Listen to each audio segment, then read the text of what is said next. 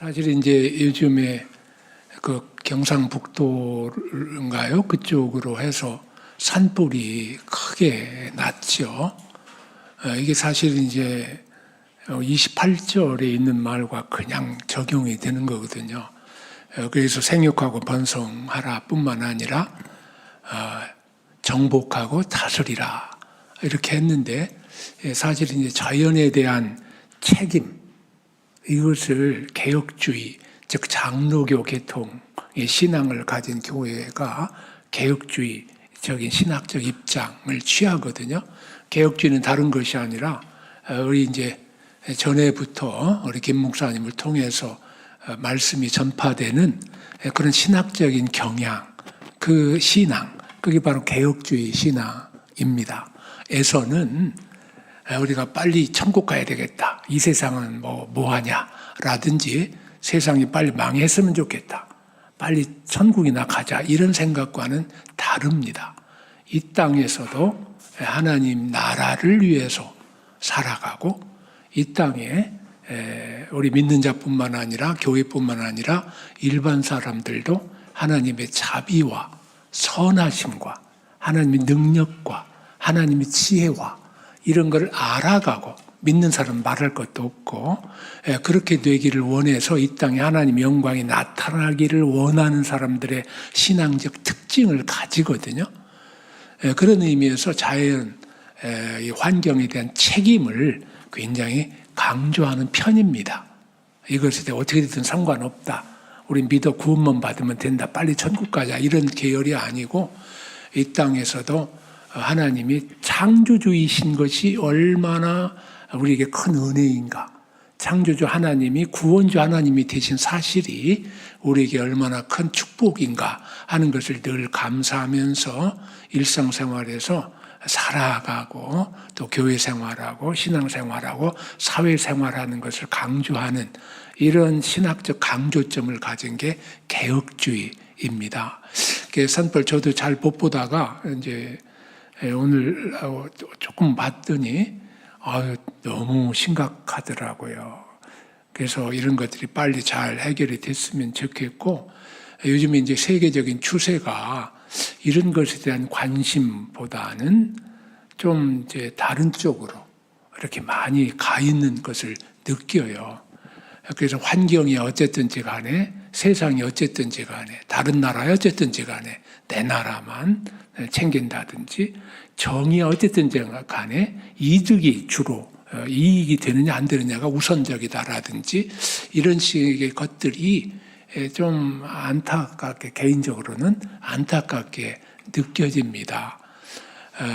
하늘나라가 이 세상의 중심축으로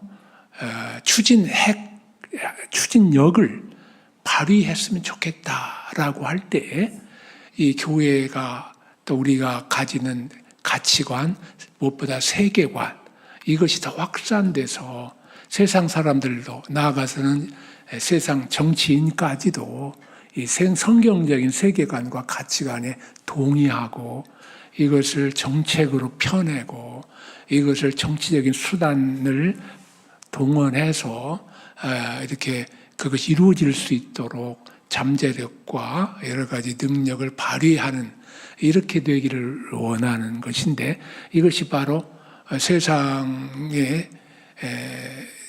움직이는데 하늘나라가 추진력이 된다, 교회가 그 진리를 전한다라는 그런 측면에서 좀 여러 가지 생각을 가지게 되는 한 주간의 시작이었습니다. 제가 설은 좀 길었습니다만 마침 또 이런 일도 있고 해서 6일 창조를 보도록 하겠습니다. 2번 좀 찾으셨으면 좀 찾아서 보시고요.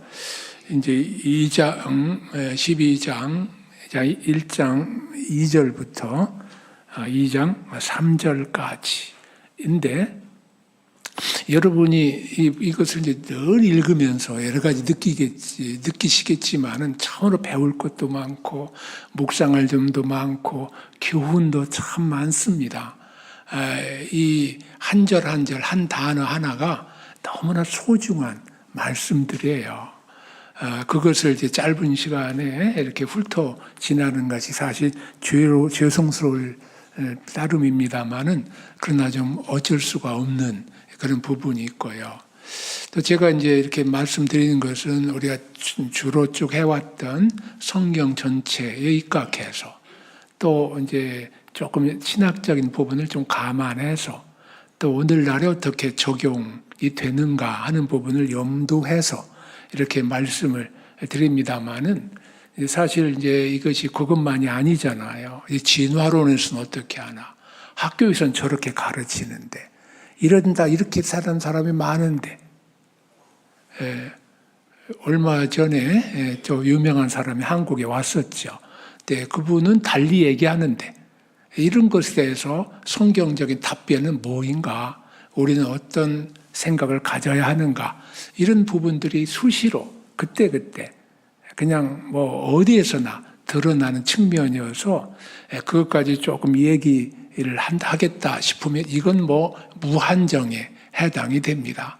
근데 설명 없이 그냥 단정적으로 말하기도 힘들고 그래서 저는 굉장히 욕심은 부리되 최소한으로 줄여가지고 그저 소개는 조금 하고 또 그 자세한 논의는 뭐 감당이 안 되겠고 저도 그렇지만 시간적으로도 그렇고 그래서 잠깐 소개를 하고 요약적으로 오늘날 이제 개신교회가 믿는 역사적 기독교가 가지게 되는 입장을 대표적인 사람들 조금 빌어서 소개를 하는 이런 시간, 그러나 상당 부분이 또 신학적이고 또 적용적인 것 이런 부분을 생각하면서 강의를 하도록 하겠습니다.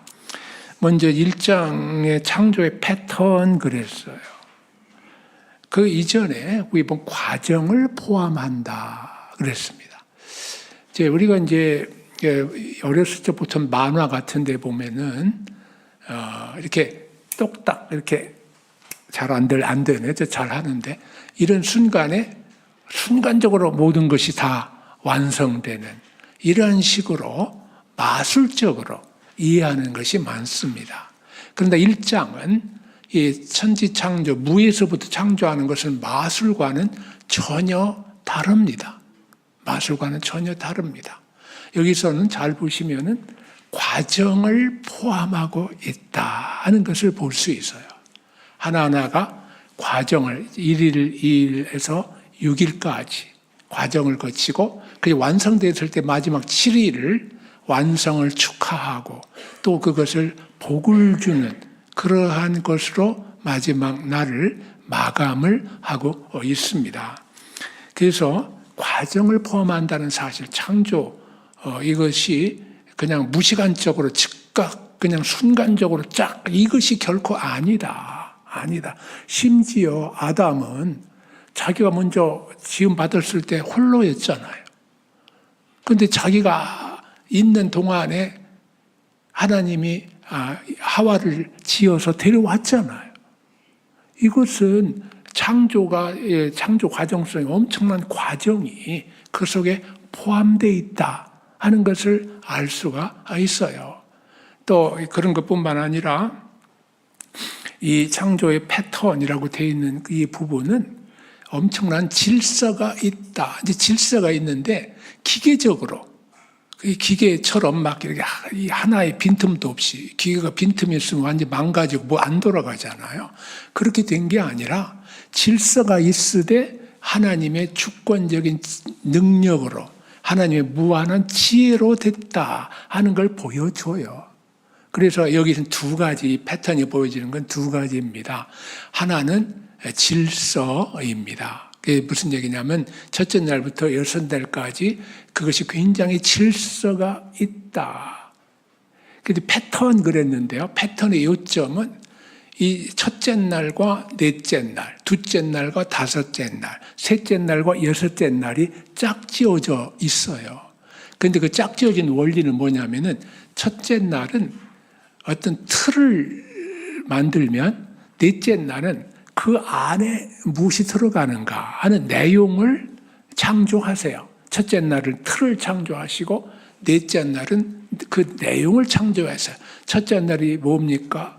하늘을 창조하잖아요. 궁창. 우리가 하늘. 근데 넷째 날은 해달별을 창조하시잖아요. 이런 식으로 매치가 됩니다. 둘째 날과 여섯째 날이 매치가 돼요. 둘째 날은 뭡니까? 예. 그렇죠. 물이 있죠. 육지도 있고, 묻이 드러나고, 물이 모이고, 그렇게 되죠. 그래서 여섯째 날은 둘째, 그러니까 셋이니까 다섯째 날은 거기에 상응하는 동물들이 지어지게 됩니다. 특히 육지에서 이제 풀이라든지 이런 것들이 나타나게 되죠. 그 다음에 이제 셋째 날은 이제 육지가 드러나고 거기에 이제 풀, 초복 이런 것들이 생기면서 과수도 있고, 그러나 하여튼 근본적으로는 그 육시가 이제 드러나는 상황 가운데에서 그 여섯째 날 거기에 사는 동물, 짐승 한 부류, 그 다음에 인간 창조 이렇게 나타나게 돼서 짝이 지어집니다. 근본적인 것은 한편에서는 틀이, 공간이, 여건이 조성이 되고 또 다른 한편에서는 거기에 따른 내용물이 그 다음 이렇게 매치가 돼서 창조가 되는 걸 볼 수 있어요. 오늘날 여러분 이제 집에 가면 냉장고가 있잖아요. 냉장고가 마구잡이로 막 집어넣는 사람 없잖아요. 냉동실도 있고 뭐 넣는 데도 있고 어느 정도 구분이 돼 있어서 거기에 내용물을 짓잖아요. 배추는 어디로 가고 김치는 어디로 가고 우유는 어디로 가고 대략 거의 정해져 있거든요. 이런 식으로 질서를 위해서 틀을 하나님께서 첫째, 둘째, 셋째 날 이렇게 지으시고 그 다음에 넷째, 다섯, 여섯째 날은 그 안에 들어갈 내용물을 창조하시는 이런 형식으로 굉장히 질서 있게 이렇게 나타나는 것을 볼 수가 있어요. 그런데 이제 각 날마다 패턴이 거의 같습니다. 이게 여기 이제 A, B, C, D, E, F 해서 하나 6개인가요? 패턴을 이제 보여주고 있는 첫 번째는 하나님이 이르시되 이렇게 이제 이걸 선언이라고 그래요. 선언을 이제 말하는 거죠. 그 다음에 두 번째는 명령이 나와요. 하나님의 명령입니다. 뭐가 있어라, 모이라, 뭘 내라 이렇게 말하는 하나님 명령이 있고 그 다음에 그대로 이어지고 이제 세 번째는 그대로 되니라 만드시니 이렇게 말씀하시게 보고 그게 이제 성취 보고라 그러고 그다음 명명이라고 그랬어요. 명명이라는 건 그 창조된 것에 이름을 붙이는 거예요. 명명 이름을 붙인다. 밤이라 하시고 낮이라 하시고 바다라 하고 그를 부르셨다. 그리고 축복하셨다는 말들. 인정 공식이라고 하는 것은 보시기에 좋았더라 하는 것을 말합니다. 이것은 각 날 될 때마다 다 나오잖아요. 보시기에 좋았더라. 다 이렇게 나옵니다. 물론 예외가 있어요. 그래서 그걸 인정공식이라 이렇게 말을 하고 그 다음에는 저녁이 되고 아침이 되는 이는 넷째 날이니라 이렇게 나아갑니다. 자, 여기서 한두 가지 제가 질문을 좀 드릴게요. 저녁이 되고 아침이 되는 첫째 날이니라 둘째 날이니라 하는 게 이 날이 언제 시작해서 언제 끝나죠?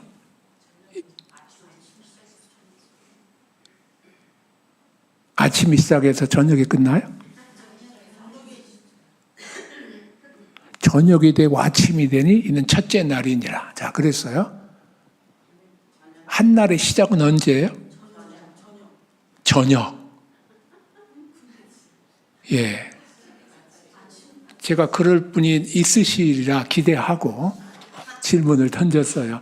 얼핏 읽으면 당연히 그렇게 보여요. 저도 처음 읽을 때 그렇게 생각을 했어요. 꼭 그렇게 생겼어요.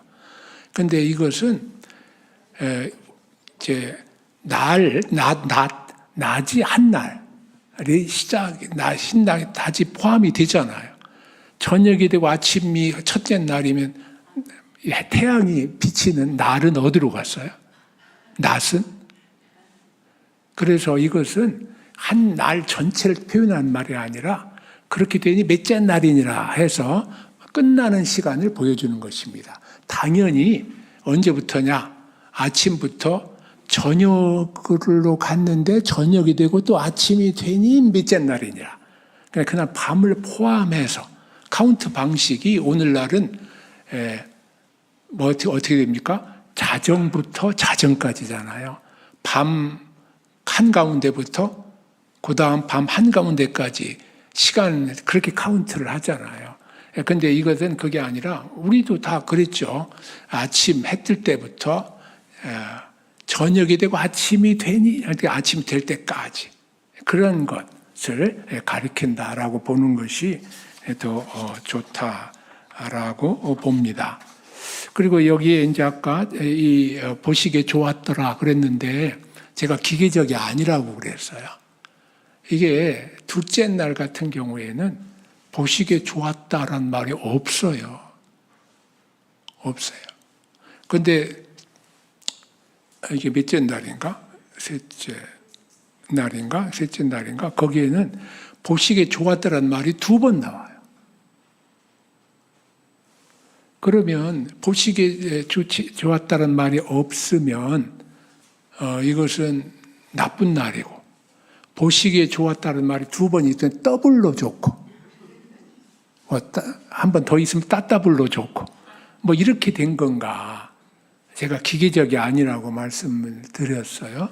전반적으로 제일 마지막 평가를 보면 전체를 다 지으시고 보시기에 힘이 좋았더라 그랬거든요. 이렇게 나쁜 날이 있고 뭐 이렇게 되면 어떻게 힘이 좋았다는 말을 할 수가 있겠어요? 그래서 이것은 그렇게 해석할 일은 아니다. 뒤에 이제 보면은 제가 그 설명이 쉽지를 않습니다만은 견해를 조금 써놓기도 하고 했습니다. 그럼 이제 해설을 있는데 조금 보겠습니다. 그 처음에 선언, 아까 선언이라고 그랬죠. 말씀 이르시되 이렇게 이르시되 말씀하셨다 이 말이죠. 말씀하셨다. 하나님의 창조는 말씀으로 이루어졌다. 이것이 기본 패턴이다. 말씀으로 하나님께서 창조하신다 하는 것이죠. 이 부분은 제가 지난 시간에도 잠깐 말씀을 드렸는데 이 말씀이라고 하는 것은 말이라고 하는 것은 그 사람의 인격을 대변하고 그 사람의 의지가 있어서 그리고 어떤 이루고자 하는 전달하고자 하는 그 내용이 있거든요. 그것을 말씀하시는 것입니다. 이걸 소위 발화라고 그러는데요. 하나님이 말씀하시면 그 결과가 반드시 나타난다.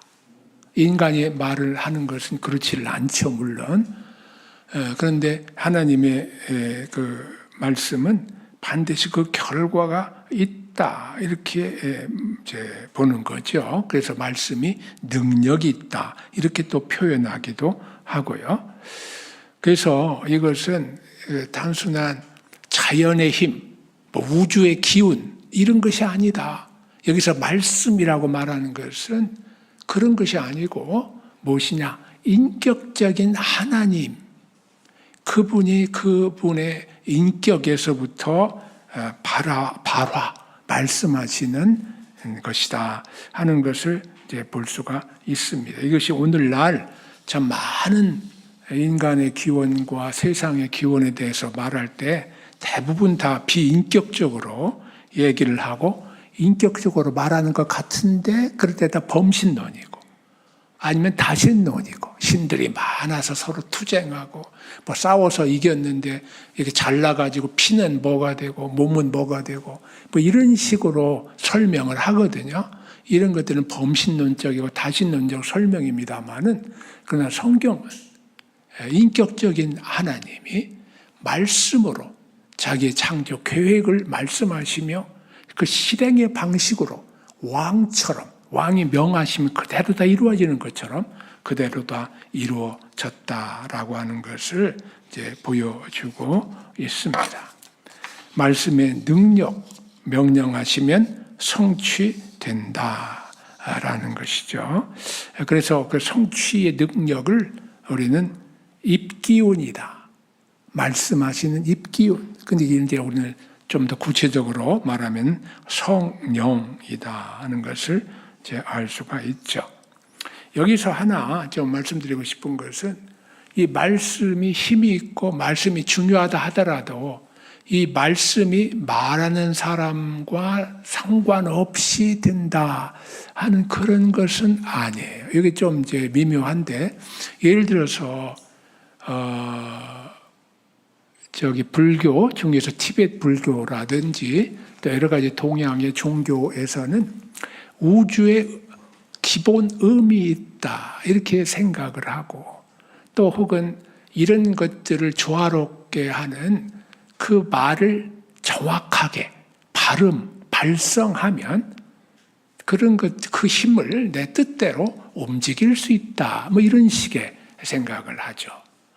옴이라고 하는 불교 종교가 있었는데, 이게 뭐 옴도 그 중에 하나입니다. 옴.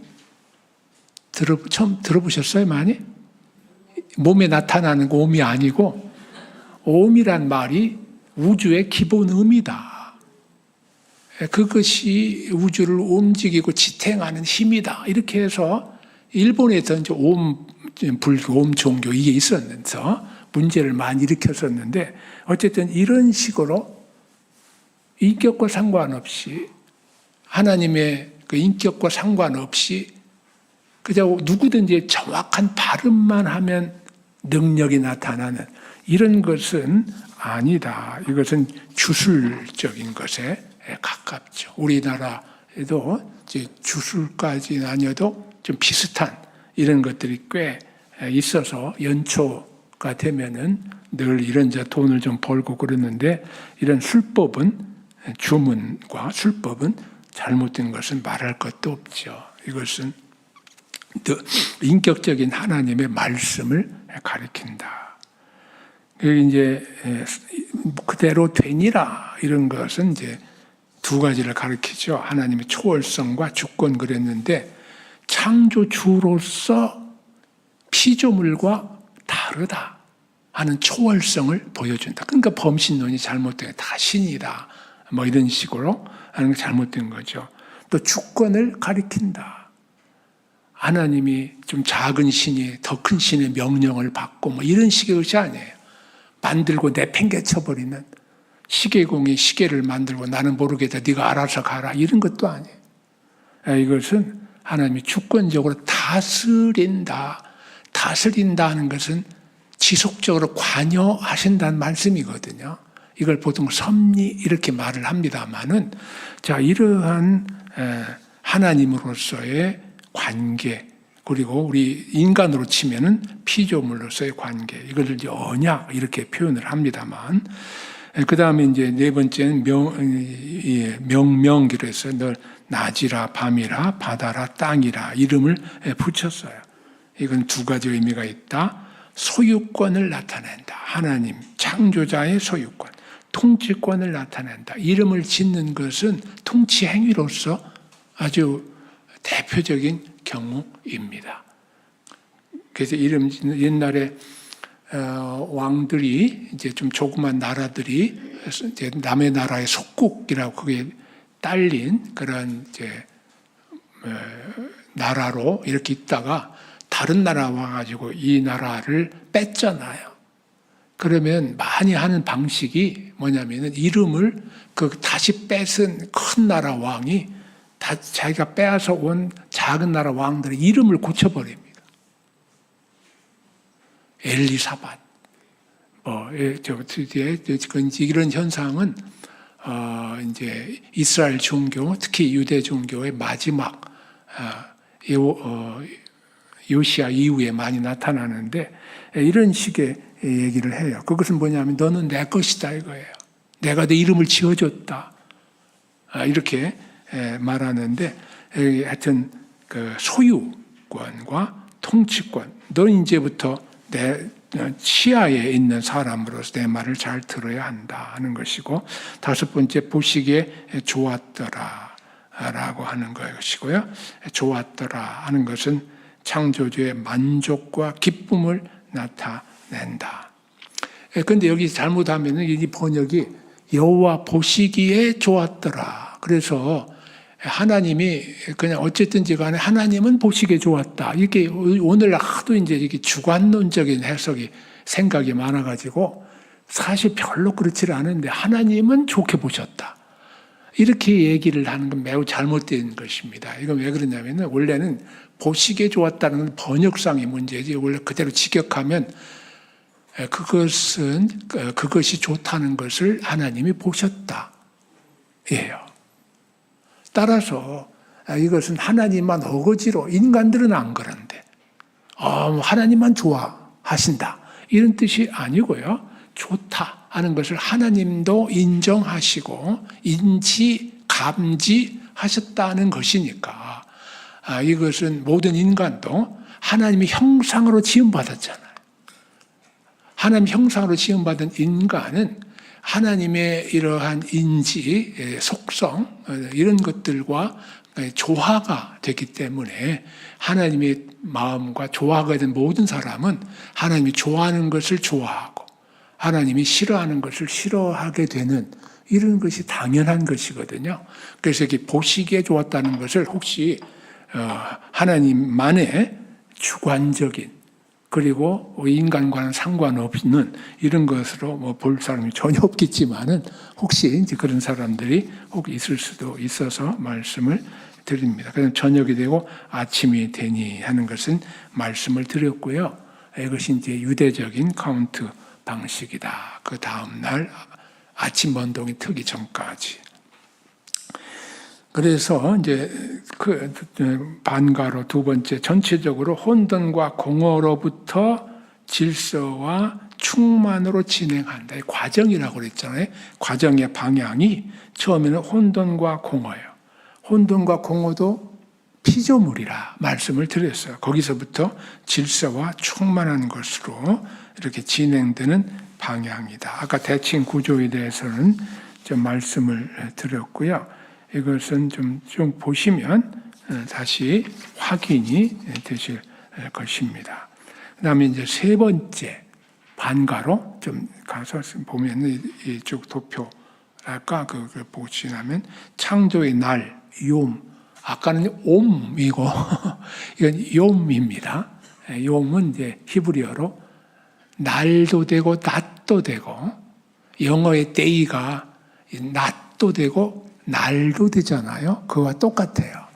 그런 말인데 그럼 한 날이 어떻게 되느냐 그거에 대한 여러 가지 얘기들을 제가 조금 써놨어요. 이것은 이제 좀 나오는 것으로 아시겠지만은 이 날 혹은 한 날이 얼마나 기냐 여기서 말하는 것이 24시간 하루를 나타내 24시간 오늘 하루와 똑같은 그것과 같으냐 아니면 날이 다른 곳에서 여러 가지 의미로 쓰일 수가 있어요. 그게 뭐 시대를 나타낼 수도 있고요. 그런데 여기서도 혹시 긴 시대를 나타내는 것이 아니냐 이런 얘기들이 있고 해서 그 문제에 대한 이야기를 조금 이제 제시를 했습니다. 잠깐만 말씀을 드리면 24시간 하루를 기본으로 하는 여러 가지 것이 있는데 여기 좀 변형들이 있어요. 루터와 칼빈의 것을 표준으로 하면은 그 24시간 하루와 똑같은 그 24시간 하루의 첫째 날에 창조가 있었고 둘째 날, 여섯째 날까지 있었다 하는 것이죠. 그런데 이제 그 후에 4, 5세기에 성 어거스틴이라고 여러분 들어보셨을 거예요. 신학의 아버지라고 할 수 있을 정도로 대단한 어른이시죠. 이분은 뭐라고 그랬냐면은 넷째 날 태양이 창조됐는데 태양이 창조되기 이전에 한 날, 두 날, 세 날 이렇게 말하기는 어려웠을 것이다. 따라서 그 전에는 24시간인지 어찌할지를 잘 모르겠고 넷째, 다섯, 여섯째 날 창조의 6일이니까 그 날은 24시간이 맞을 거다. 어거스틴이 그 옛날에 참 이런 성경 해석을 주석을 했어요.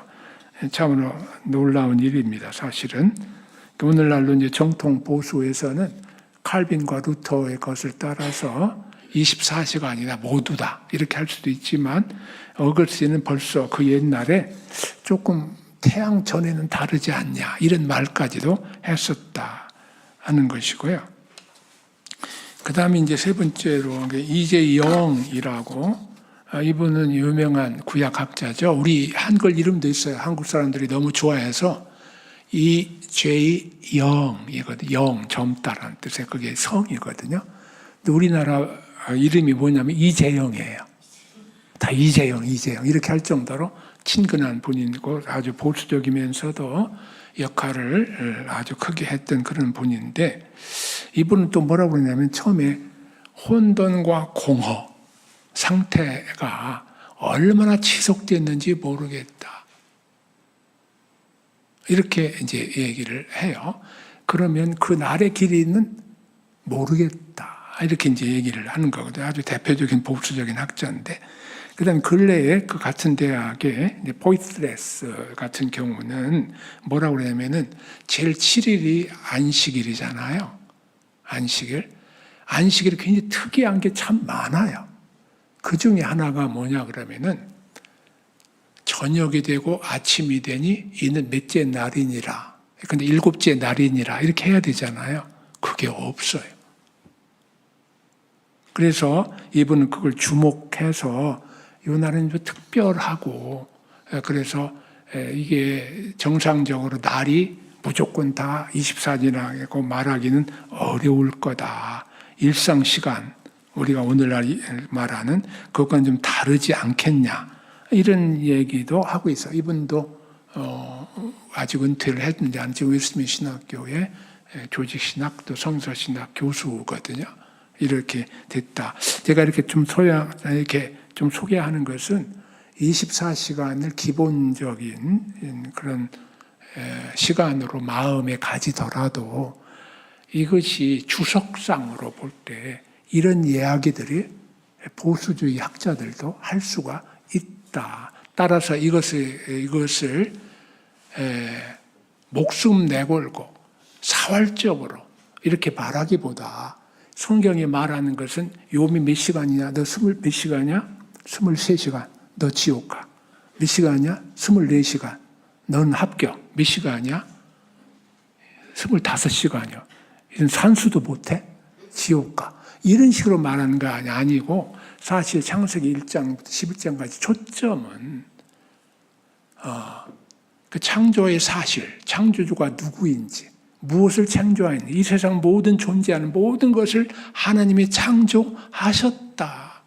말씀으로 무에서 창조하셨다. 질서 있게 참으로 아름답게 풍요롭게 하셨다 하는 데 주안점이 있는 거지.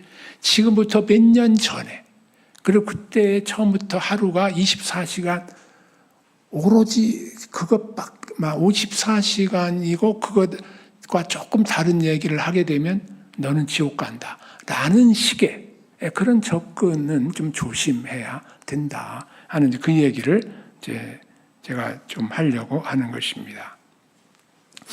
그다음 이제 두 번째는 이제 지질학과 관련해서 이제 얼마나 잘 하셨는지 다 100점 맞으셨겠죠? 중학교 때. 요즘 언제 배우는지 손캄브르기아부터 고생대, 중생대, 신생대 등등 해가지고 이렇게 쭉 얘기를 하게 되면 이 지질학적 연대, 하루가 지질학적 연대 한 시대, 그 수억 년이 되죠. 그것을 가리킨다라고 하는 이제 그것과 매치시키는 분들도 뭐 있어요. 이런 분들. 그 다음에 이제 세 번째는 요새 이제 굉장히 많이 나오는 것인데 문학적 장치다. 아까 그 굉장히 패턴이 있다고 그랬잖아요. 이 패턴은 실제적인 것보다도 문학적으로 그게 얼마나 질서가 있는지, 얼마나 참 그것이 논리적으로 되어 있는지 이것을 보여주려고 하는 그런 장치다. 이렇게 얘기를 하는 거예요. 이게 이제 현대 특별히 인기를 많이 끌고 있는 것인데, 여기서 제가 한 가지만 말씀을 드린다고 하면은 이 창세 1장부터 11장까지 특별히 다른 것도 이제 비슷하지만 특별히 이거 뭐라고 규정을 하는 게 좋냐? 역사냐? 신화냐? 심각해지시네요. 아니면은 뭐 그냥 이야기냐, 옛날 이야기냐 이렇게 얘기를 할 때 오늘날로 말로 조금 정확히 말하면 이렇게 말하는 게 좋다 이렇게 봅니다. 신학적 역사다. 역사다. 역사는 사실대로 일어난 일이다. 공상도 아니고 신화도 아니다. 사실대로 일어났다. 그러나 신학적이라고 말하는 것은 그것이 오늘날 이제 사실이 뭐냐라고 할 때 원인과 결과에 있어서 신적 요인을 다 배제시켜 버리는 거거든요. 대부분 다 물질적 원인과 그 결과의 차원에서 많이 말을 하는 것이고 사회과학이라고 말하는 것도 비슷한 패턴을 가집니다. 그런데 여기에서 말하는 것은 신학적 역사다. 이 역사의 흐름에 그리고 사건의 발생에 심지어 오늘 또 말하는 이 세상과 인간의 시작에 하나님이 개입하셨다 말하게 되니까 우리는 그렇게 성경이 말하고 성경을 따라서 믿는 바가 기본적인 신앙이고 인식이고 세계관이니까 그러니까 이것은 신학적 역사다. 사실이면서 거기에 하나님을 배제하는 것이 아니라 나중에 이제 그 진화론 약간 소개를 했습니다만 다윈 같이 자연 발생적이다. 자연 발생이면 지가 스스로 이렇게 됐으니까 하나님이 필요 없잖아요. 그런 것이 아니다. 신학적 하나님이 창조하셨다는 것을 전제하는 것이 내포된 신학적 역사다. 이렇게 말씀을 드리겠습니다. 따라서 하나님이 시공간을 창조하시고 그 안에 있는 모든 피조물 사실한 창조하신 것은 당연히 역사적 사실인데 그것을 하나님이 시작하셨고 하나님이 집행하셨고 하나님이 완성하셨다는 측면에서 신학적 역사다. 이렇게 말할 수 있다는 말씀입니다. 간극 이론이라는 것은 이제 옛날에 이제 세대주의에서도 얘기를 좀 했었고 우리나라에서는 특히 이제 좀 이단적인 곳에서 좀 얘기를 하고 했었는데 이게 이제 창세기 지금 하나님 1장에 나오는 창조는 사실상 재창조다 이런 말이에요. 옛날에 한번 창조한 적이 있었는데 그것이 사탄의 죄로 황폐화가 된 것을 다시 하나님께서 이쁘게 재창조했다. 이런 이론인데 그 성경적인 근거가 전혀 없다. 이렇게 볼 수가 있겠습니다. 근데 계시의 날이다 하는 것은 이것은 모세가 계시받은 날 기준으로 말을 했기 때문에 뭐 첫째 날에 이런 내용을 계시받았고 둘째 날에 셋째 날에 이건 계시의 날이다. 그러니까 실제 역사적으로 언제 어떻게 얼마나 걸려서 일어났는지는 모르겠다. 이런 식이죠. 그래서 우리는 기본적으로 아까 제가 말씀드린 것은 신학적 역사라는 관점에서 이해하는 것이 좋겠다. 이렇게 말씀을 드립니다. 그 다음에 이제 창조의 내용이 있습니다. 1일 첫째 날 빛이 있으라 그랬어요. 이 태양은 넷째 날인데 그러면 이 문제가 생겨요. 이 빛이 태양빛인가 아닌가? 태양 이전의 빛이니까. 이제 그렇게 문자적으로 볼 수도 있고 어떤 분들은 이제 넷째 날은 태양을 만들었다 보기보다는 여러 가지 수증기라든지 그 창조의 상황 속에서 가리워졌던 것이 밝히 드러나는 게 아닌가라고 이렇게 보는 학자들도 있고 여러 가지가 있을 수 있습니다. 어쨌든 이제 이게 태양빛이다라고 보더라도 그럼 태양이 없었는데 이렇게 말할 수 있지만은 이런 분들은 1절에 하나님이 천지를 창조하셨다는 속에 태양 창조도 포함됐다라고 이렇게 봐요. 이분들은 어쨌든 이게 태양 이전의 빛인가 아닌가. 또 오늘날은 이제 과학이 발달해서 태양빛 이외에도 여러 가지 종류의 빛이 있다라고 해서 그것에 대한 창조라고 이제 창조과학회 같은 데서는 특별히 주장을 하죠. 그 다음에 이제 2장에 하늘을 창조하시고, 이 인정공식이 없다. 여기에서는 보시기에 좋았더라. 이 궁창. 이걸 이제 하늘이라고 불렀죠. 이렇게 얘기했는데, 이것은 거기 세일 해머를 제가 인용을 좀 했습니다. 소개를 한 거죠. 유익한 것이 인간에게 직접적으로 유익한 것이 만들어지지 않았기 때문이다. 이렇게 이제 말을 하기도 하고, 어떤 분들 우리나라에서 좀 안 좋은 평판이 있는 부 쪽에서는 이제 공중 권세 잡은 자란 말이 신약에 있는데, 공중 권세 잡은 자, 이게 사탄을 가리키잖아요. 이것과 연관이 되기 때문에 좋다는 말이 없는 것이다. 이런 식으로 말하기도 합니다. 그러나 이제 후자는 그렇게 우리가 신뢰를 두기가 어렵죠. 셋째 날은 땅과 묻이 드러나는 것, 이것도 좋다 그랬고, 땅 위에 식물을 만드신 것, 이것도 보시기에 좋았다라고 그랬습니다. 이건 더블로 좋았다라기보다 이제 각각의 이제 그 종류가 다르니까 그것이 다 좋다라고 말하는 것으로 보는 것이 무난할 것입니다. 그 창조에 대한 과학적 논증에서 두 가지를 제가 소개를 해요. 지적 설계론입니다. 디자이너나 제조자가 없더라도 누군가가 만들지 않고는 그냥 생겨날 수가 없다. 시계를 봐라. 하다못해 우리가 입고 있는 옷을 봐라. 우리가 살고 있는 집을 봐라. 이걸 설계하고 만들고 이런 사람 없이 저절로 생기냐. 근데 그것보다 무한대로 참 오묘하고 무한대로 복잡하고 무한대로 그 메커니즘이 뛰어난 이런 것을 창조자 없이 우연히 시간이 지남에 따라서 그냥 우연히 생겨났다고 볼 수 있겠느냐라고 하는 것이 이제 지적 설계, 어떤 지적인 존재가 설계하고 만든 것이다. 이렇게 보는 두 번째도 아주 유력한 것인데 우주의 미세 조정입니다. 우리가 공기와 같은 배울이 지금 산불이 나서 건조해서 그렇습니다만은 여러 가지가 지금 산소와 질소와 이런 여러 가지 요소들이 비율이, 근데 질소가 낮아지고 산소가 높다든지 그럼 맨 불만 날 거다. 사람들이 산소의 과잉 포화로 여러 가지로 살기도 힘들 거다. 이걸 이제 물리학에서 기본 상수라고 그러는데 그게 조금만 달랐어도 생명이 존재하거나 존속하기 어려울 것이다. 그것이 아주 미세하게 튜닝 되어 있다. 라디오 이런 것처럼 튜닝이 되어 있다. 이런 것 자체가 창조주의 솜씨를, 지혜와 능력을 보여준다. 이렇게 말하는 것입니다.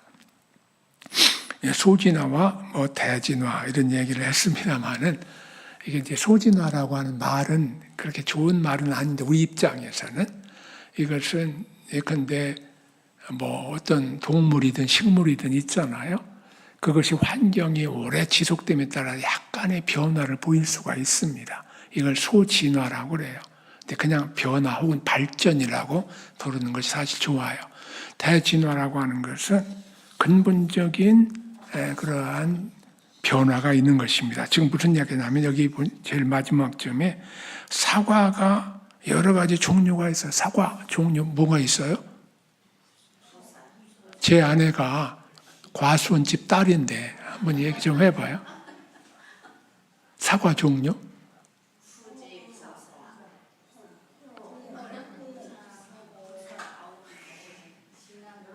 하여튼 다 까먹었나 본데. 하여튼 여러 가지 종류가 있어요. 그것은 변종이고, 그래서 그건 얼마든지 가능하지만은 사과가 오이가 되지는 않는다.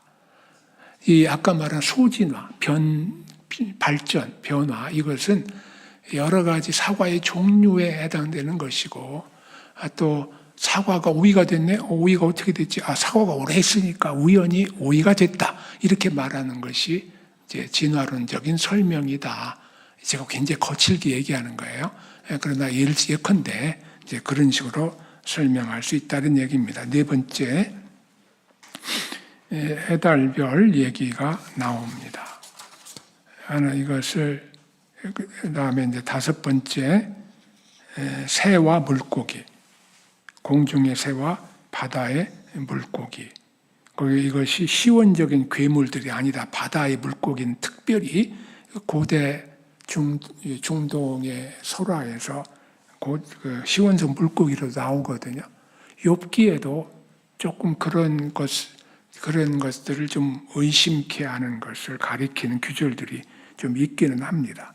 하여튼 그런 것이 시원적인 괴물들이 아니다. 이게 이제 고대 신화에서 늘 창조 신화에 나오는 것들이 원래 세계가 생기기 전에 있었던 어떤 것들이에요.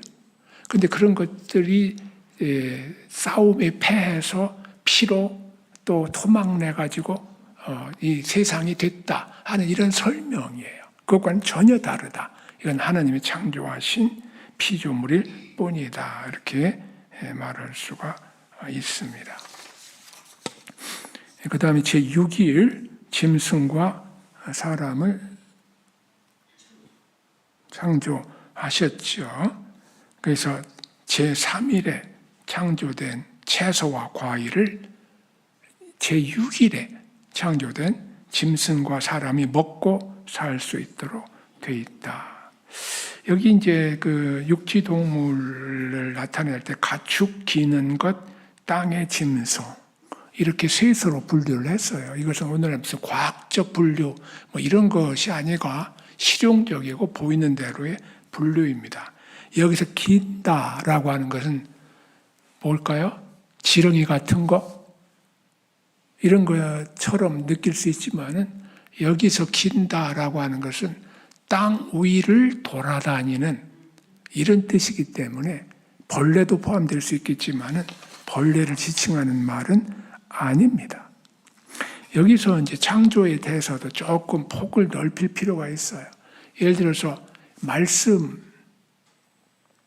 지으셨는데 말씀을 지으셨는데 여기서도 생물, 그 살아있는 동물들 이것들을 이제 가리키는데 이것을 하나님이 만드셨다. 25절, 1장 25절에 보면은 이렇게 말을 해요. 하나님 그렇게 만드셨다. make, 만드셨다. 근데 그 앞에 24절에 보면은 뭐냐면은 땅이 그 생물들을 냈다라고 말해요. 냈다라는 나오게 했다. 이렇게 표현을 해요. 좀 다양하게 표현이죠. 다양한 표현이죠.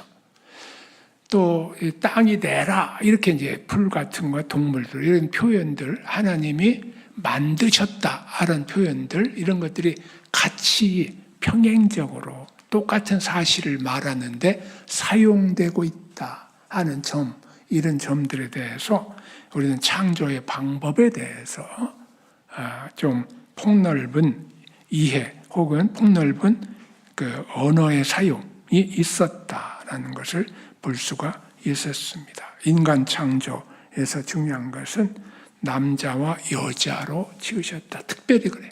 어떤 동물도 말할 때 암컷과 수컷으로 지으셨다는 말이 있어요? 없어요? 잘 안 읽어보셨어요? 없죠. 그냥 종류대로 만드셨다 하는 것을 나타내는 거예요. 그렇게 표현했어요. 그리고 그것을 축복하셨다라고 말해요. 이 동물, 짐승은 축복했다는 말이 없는데 하늘의 새, 바다의 물고기 같은 건 축복했다는 말이 있어요. 근데 이제 여기서 남녀의 구별을 굉장히 강조해요. 왜냐하면 처음에도 남자와 여자로 만드셨다. 근데 하나님의 형상대로 만드셨는데 사람을 남자와 여자로 만드셨다. 중세에 굉장히 참 오늘 보면 재미있고 여러분 분들이 보시 기분 나쁠 신학적 논쟁이 있습니다. 죄송한데 여자가 영혼이 있느냐 없느냐 이것에 대한 논쟁이 있었어요. 지금 생각하면 참 우스운 얘기인데 그 당시는 엄청 심각했어요. 왜 그러냐 그러면은 처음에 아담을 지었을 때에 그 생기를 불어넣었잖아요. 그러니까 영혼이 있겠다. 그래서 그 생령이 된지라 네피샤야 생령이 된지라 하니까 영혼이 있겠다. 그러는데 여자는 갈비뼈에서 지음을 받았고 생기로 불었단 말이 있어요, 없어요? 없어요. 유감스럽게도. 그러니까 영혼이 없다. 이렇게 나온. 그래서 이것은 정말로 문자적 해석을 잘못 이해하거나 문자적 해석을 문맥과 상관없이 진행할 경우에 생기는 어처구니 없는 오류다. 이렇게 말할 수 있습니다. 그건 그렇게 짬뽕해서 해석할 얘기가 아닌데 그 1장에도 보면은 하나님의 형상대로 사람을 지었는데 남자와 여자라고 그러죠. 그럼 여자가 하나님 형상이 아니에요? 형상이죠. 하나님 형상 영혼이 없어요? 말이 없을 리가 수가 없죠. 그건 아담의 경우를 봐도 그렇고. 그래서 이런 것들은 참 매우 그런데 여기서 중요한 게 남녀를 구분했다는 것이 인간 창조의 유일한 특이점이에요. 유일하지 않고 굉장히 독특한 특이점이에요. 짐승과는 다른 짐승이나 생물들은 집단적인 번성, 축복이라는 말까지 썼으니까요.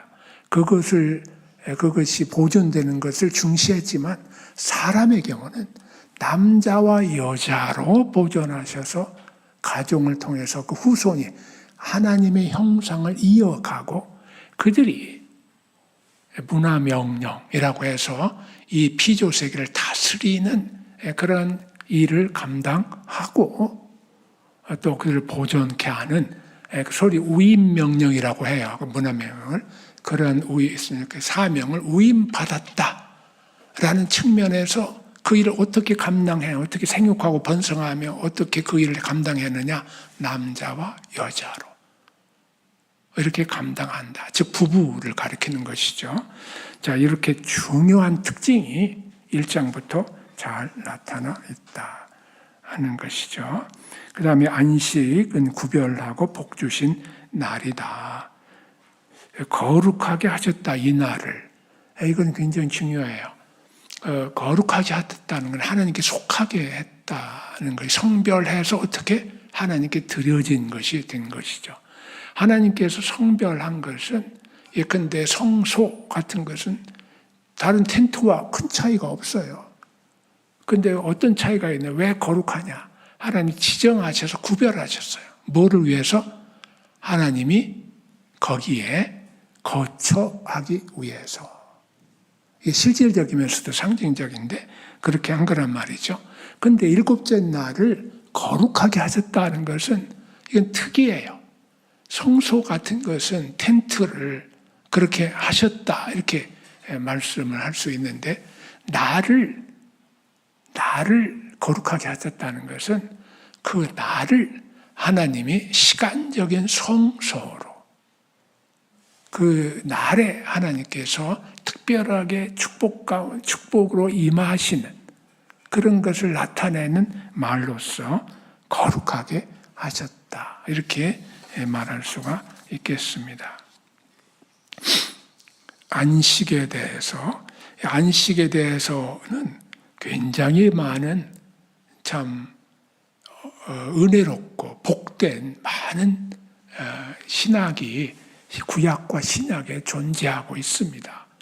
오늘날 사람들이 이 안식의 복에 대해서 좀 더 알고 그 안식을 누리면 좋겠다 하는 것이 참 꼭 저만이 아니라 하나님을 사랑하고 또 성경을 사랑하는 사람들이 마땅히 그래야 하지 않나 하는 아쉬운 부분이다. 남겨진 축복이다. 이런 축복을 놔두고 축복을 찾는데 안식과 엉뚱한 곳에서, 멀어진 곳에서, 안식이 없는 곳에서 안식을 찾으려 하고 있는 게 아닌가 하는 생각이 듭니다.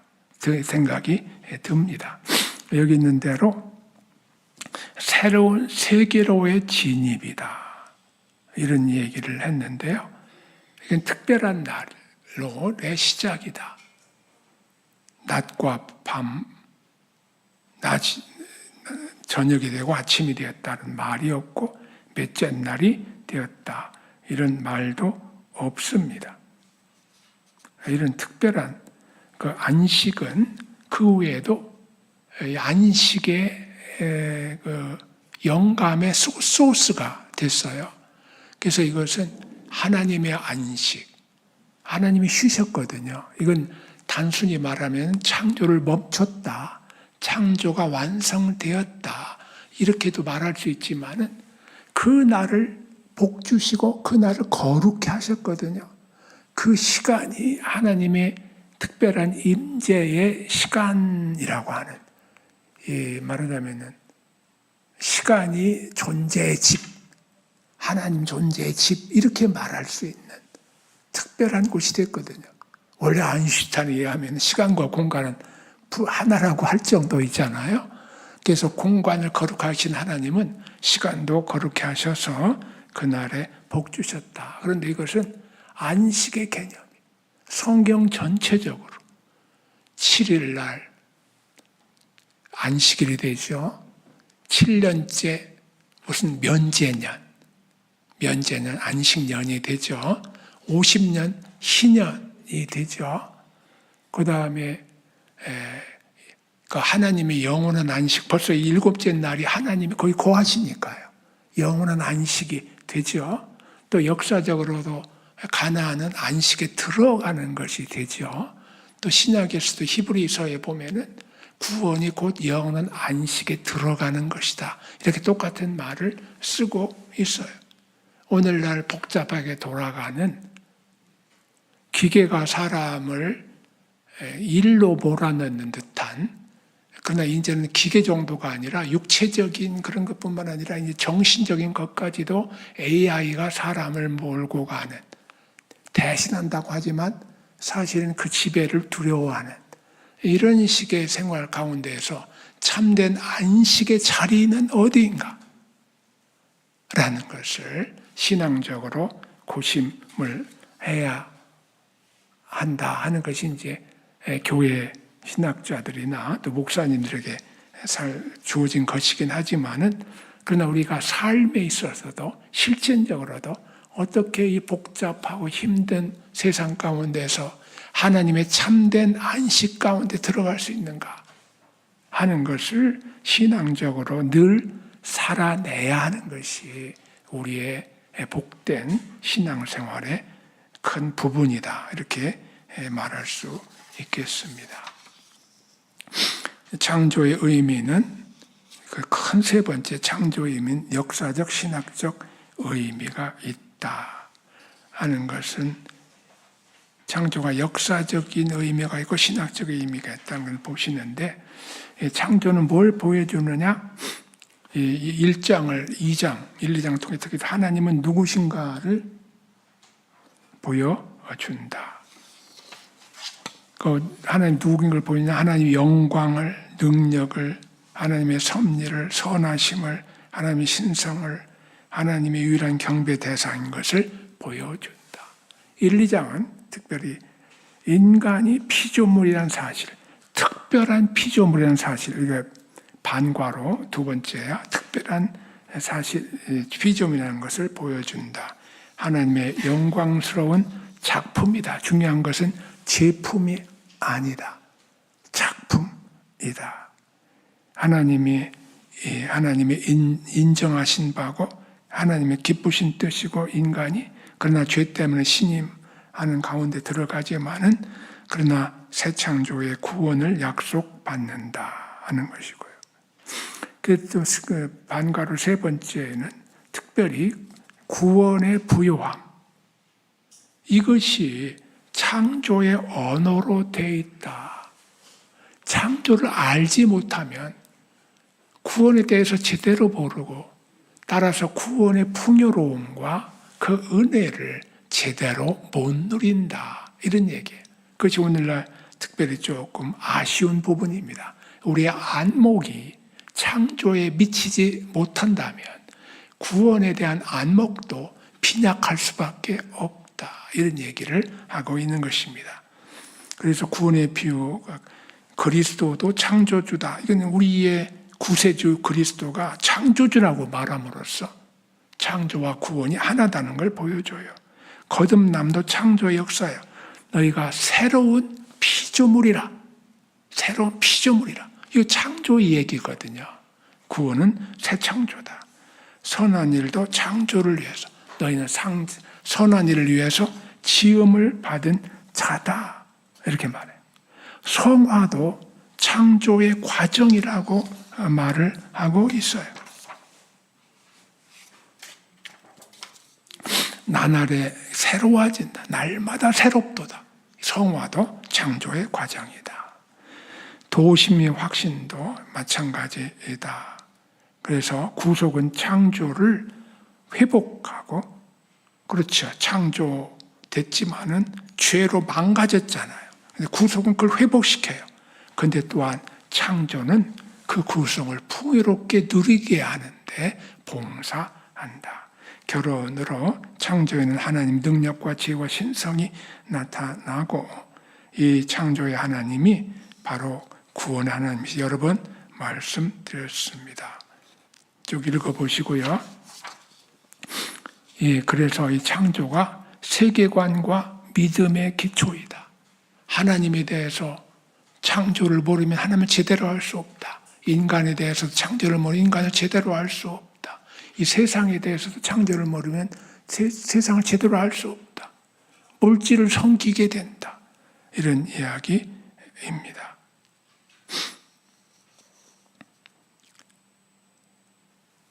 다음에 창조와 새 창조는 함께 간다. 이야기를 쭉 한번 읽어보시면 되겠습니다. 창조, 거기에 여러 가지가 있겠는데요. 창조 원리, 원칙이 어떻게 일상생활에서 적용되는가, 이런 부분 하나만 좀 물어볼게요. 아담이 에덴 동산에서 일을 했을까요? 안 했을까요? 죄 짓기 전에. 했어요? 안 했어요? 자, 했다. 손 들어보세요. 안 했다. 손 들어보세요. 아, 정말. 여러분, 여기 이 반에 들어오기 전에 시험 봤어요? 합격자만 온 것 같은 느낌인데, 에덴의 아담으로 경작하게 하셨다. 아담이 경작했다. 이렇게 나오거든요. 경작은 대표적인 일이잖아요. 농사일. 그렇거든요. 그러면은 죄를 지어서 땀 흘리고 수고하고 엉겅퀴가 나고 땅이 저주를 받았어요. 자, 죄 용서를 받았어요. 그러면은 이런 것이 없어질까요? 계속 남아있을까요? 엉겅퀴가, 땀과 수고가 없어질까요? 남아있을까요? 남아있으면 믿음이 부족해서 그런 거 아니에요?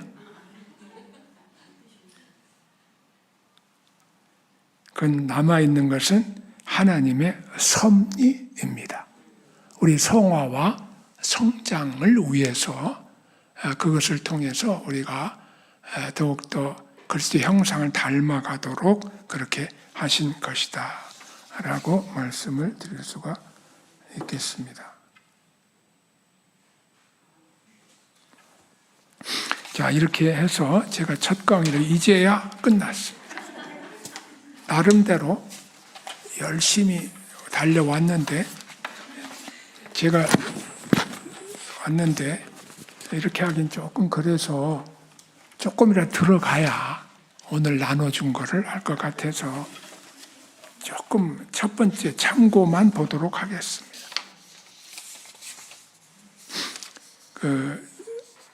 이건 좀 골치가 아픈 거고 여러분 다 싫어하실지도 모르겠어요. 그러나 이것이 워낙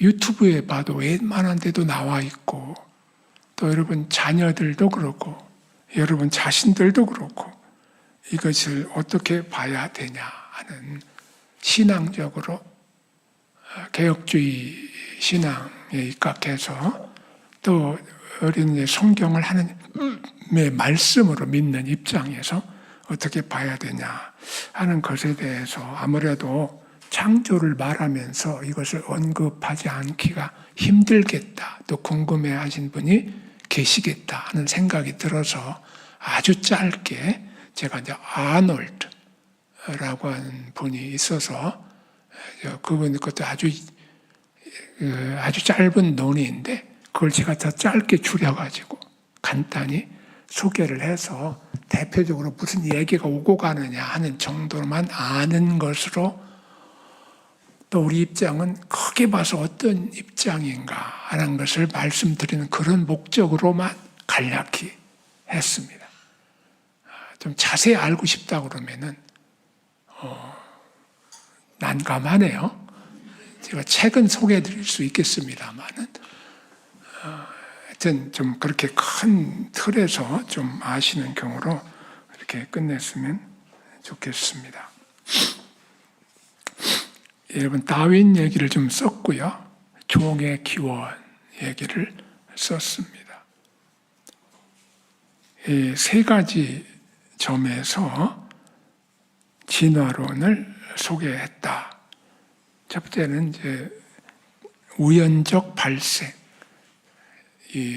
특히 이제 생물에 대해서 우연적으로 발생했다. 어떤 사람이 계획을 세우고 집행하고 한 것이 아니라 우연히 발생했다. chance, by chance, 그냥 우연히 발생했다라는 것입니다. 그 다음엔 자연 선택,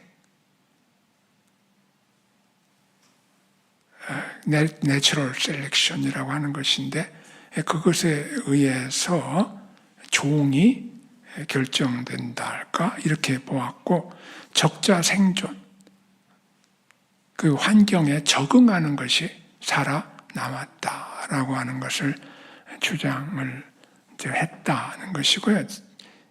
또 근데 이제 창세기의 관점은 어떻게 창조되었나 하는 그런 방법보다는 누가 창조했나, 무엇을 창조했나 하는 것에 더 초점을 맞추어서 설명하고 있다. 그런데 유신론적 진화론 혹은 유신진화론이라고 줄여서 얘기를 합니다. 그러니까 진화론이 있는데 하나님이 계셔서 진화론의 방법으로 창조라는 게 다른 게 아니라 하나님이 진화론을 통해서 만물을 존재케 하신 것이다 하는 그런 것이겠죠. 그래서 현대 진화론의 이론을 수용을 해가지고 그것을 그 하나님이 섭리적으로 행한 것이다 이렇게 보고 이야기를 한다는 것이죠. 특별히 이제 생물의 기원과 관련한 것이 주안점이 되겠는데요. 첫 번째, 유기적 진화를 받아들인다.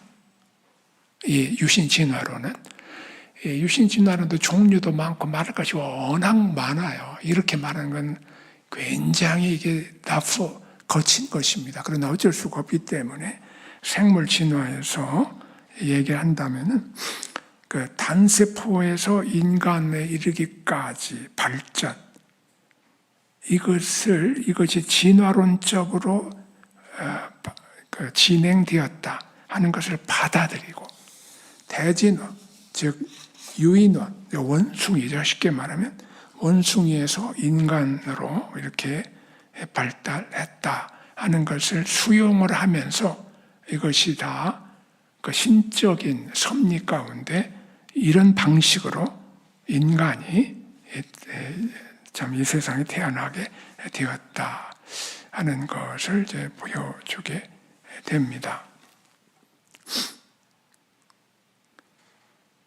그런데 이제 이것과 관련해서 이렇게 되면 이제 이것을 받아들이면 창세기 1장은 실제로 어떤 의미가 되냐면 문자적 의미보다는 비유적 의미를 가지게 된다. 1장 그렇게 해석하게 된다. 왜냐하면 문자가 이렇게 되면 상반되니까 이걸 받아들이면 1장은 비유적 의미가 표현이 되는 것이다. 그러나 과연 비유적이냐, 문자적으로 역사적인 것은 아니냐 그런 이야기인데 그 다음에 말하는 것은 그것은 비유적인 것이 아니라 실제적인 것이고 또한 신학적인 것이다. 하나님이 하셨고 하나님의 의도를 가졌고 인간은 하나님의 형상대로 하나님의 성품을 따라서 하나님이 그들을 통해 사실 일이 있기 때문에 그러한 능력을 주셔서 그렇게 창조하신 것이다. 이렇게 설명을 했습니다. 따라서 이 신화론에 의하면은 우연적으로 발생했다. 우연히 어떤 원인이 없어요. 그걸 왜 우연이라고 표현한 거죠. 우연 속에 다 여러 가지 것들을 담아서 우연히 그리고 또 하나가 이제 장구한 세월, 시간 이렇게 말하는 것인데 성경에서는 하나님이 하셨고 태초에 지으셨고 라고 하는 이런 표현을 통해서 세계관이 다른 그래서 이 두 가지는 이 진화론과 이 성경이 지금 간단히 설명한 이것을 두 개를 짬뽕시키는 것은 잘못된 것이다. 이 진화론자들도 싫어할 것이지만 성경이 말하고자 하는 취지와 의미를 파괴하는 것이 아니냐라는 우려를 낳게 되는 것입니다. 제일 마지막은 한번 읽어보시고요. 이 다음 시간에 뭐를 하냐 그러면은 4가지를 하겠습니다. 과제가 있습니다. 오늘 나눠드린 프린트물을 한번 훑어보시기를 바랍니다. 훑어보시는데 잘 모르겠다. 그런 용어가 있다. 그러면 그냥 넘어가셔도 되는데 읽어보시면 고맙겠다라는 말씀을 드려요. 강의에 여러분에게 도움이 될 것이다. 고 봅니다. 창세기 1장부터 11장까지는 특별히 창세기 전체가 기원에 관한 이야기입니다만 1장부터 11장까지는 더욱더 기본적인 기원에 대한 이야기입니다. 그래서 4가지 주제로 이 다음에 말할 겁니다. 첫 번째는 인간 창조에 대해서 조금 더 신학적인 타치를 하도록 하겠습니다. 두 번째는 하나님의 형상이 어떤 의미가 있는지 얘기를 하고 세 번째는 소위 문화 명령에 대해서 말을 하고 네 번째는 창조의 규례에 대한 얘기를 함으로써 인간 창조와 인간 창조의 의미가 무엇인가 하나님 인간을 창조하셨다는 것을 끝나는 것이 아니라 그것이 가지고 있는 함축적인 의미 그것이 가지는 그 안에 내포되어 있는 의미가 과연 무엇인가 하는 것을 4가지로 좀 살펴보겠는데 이 다음 시간에는 여러분 어지럼증이 있는 분은 약을 좀 먹고 오세요. 굉장히 빨리 갈 겁니다. 그렇게 하시면 되겠습니다. 그러면은 오늘은 이 정도로 마치도록 하겠습니다. 대단히 감사합니다.